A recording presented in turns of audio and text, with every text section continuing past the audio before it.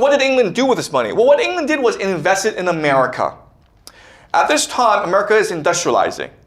And what's interesting about America is only a few individuals were able to monopolize entire industries.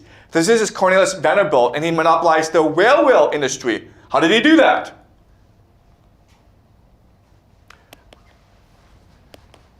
This is Andrew Carnegie, who was born poor, but then he monopolized America's steel industry. How did one person do that? That's really strange, guys. Oh, Rockefeller, he monopolized America's oil industry. In fact, over 6 weeks, he was able to buy out all his competitors. Where did he get all this money to buy out his competitors? How did he become a monopolist? How is this happening, guys? J.P. Morgan, he monopolizes America's financial industry, and he creates something called the Federal Reserve, which is a system they still have today, where America is ruled by private banks. Okay, how is this happening? All right, so these questions. How is it possible for these individuals to monopolize industries? Why are these monopolies national rather than regional? Okay, and why didn't government make public these critical infrastructure and resources like we do in China, right? Oil should belong to the people. Why does it belong to one person? The reason why is it is England that is using its wealth from India and China to finance these individuals and allow these individuals to develop entire industries. Why is it doing that? Because the Americans at this time in their history, they hate the British, right? The Americans are like, in 1776, we fought a revolution with the British. Why would we allow the British to come back and buy up our land and our oil and our steel and our railways, right? Therefore, they needed people like John Rockefeller and Andrew Carnegie to act as their agents. Okay? Does that make sense? All right? So in America, you're taught that these people, Andrew Carnegie, John Rockefeller, they were just rags to riches. It's because of the American dream. It's a land of opportunity. If you work hard, you can become a billionaire. No, guys, that's not true, okay? If you belong to a secret society, if you are financed by the British Empire, you can become a billionaire. And guess what, guys? We have the same system today. Bill Gates?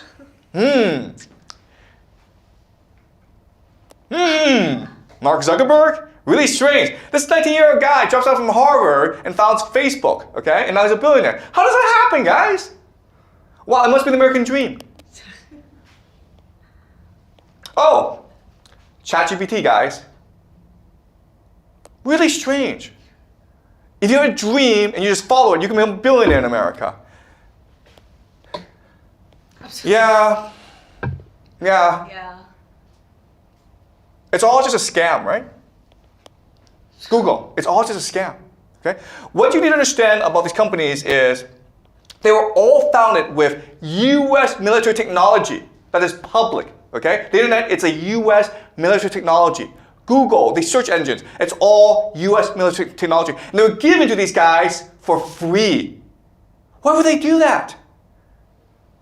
Okay, again, if you think that we're ruled by secret societies, and it's really secret societies that control the world, and they want this technology out there to better surveil people, it makes a lot more sense, right?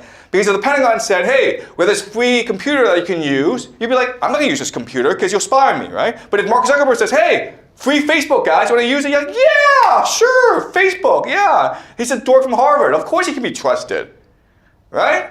Same strategy, okay, guys? All right, so 1913, these bankers met together to set up the Federal Reserve System. And this led to something called the Bretton Woods system in 1945. America won the war, and America promised the world that the US currency, backed by gold, will become the reserve currency of the world. But the US currency will always be backed by gold, therefore you have nothing to worry about, right?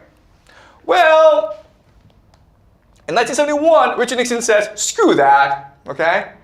We're not backed by gold anymore. We're not backed by gold anymore. You can use it. You don't have to use it though, okay? But guess what? Oil will now be sold in US dollars. Okay, this is called the petrodollar. So if you want to buy oil, you have to use US dollars, okay? And then he did something else that was very important, and actually more important than linking the US dollar to oil. Can you guys guess what? Oh, this. Okay. Guess what? Millions of Chinese working really hard. It's all for useless US dollars, guys. Okay? All right. Okay, so America was founded by Ben Franklin and George Washington, among others. They were both members of the Freemasons. They were both members of secret societies. Okay? So America is really a Freemason country. And how do we know? Look at Washington, D.C., okay? Guess what, guys? The architecture, the city design, it's all secret society stuff, okay? This is a pentagram, and this is the White House, right? This is the White House. And you can see how it's designed. This is occult symbolism. This is another picture showing you that this is a Freemason symbol backed by the Pentagon. I'm sorry, the pentagram, okay? Okay? If you want to see more of the secret society's occult symbolism, just look at the US money. All right, this is the all-seeing eye, the pyramid. All the symbolism comes from Egypt, Greece, Babylon, okay? It's all part of the Freemason system. This is seal of the United States, the New World Order, okay? The New World Order. We'll be discussing this next week. Okay, but now you reach a point in history where you've got too much wealth, people become lazy and complacent. So what do you do with these peasants? We know exactly what they're going to do. They're going to destroy the economy like they did in 1929, and then they're going to start World War III. Okay? That's the goal. Because how the system works is, if you're transnational capital, you need people to constantly focus and working. Okay? And you do that by creating anxiety, by destroying wealth,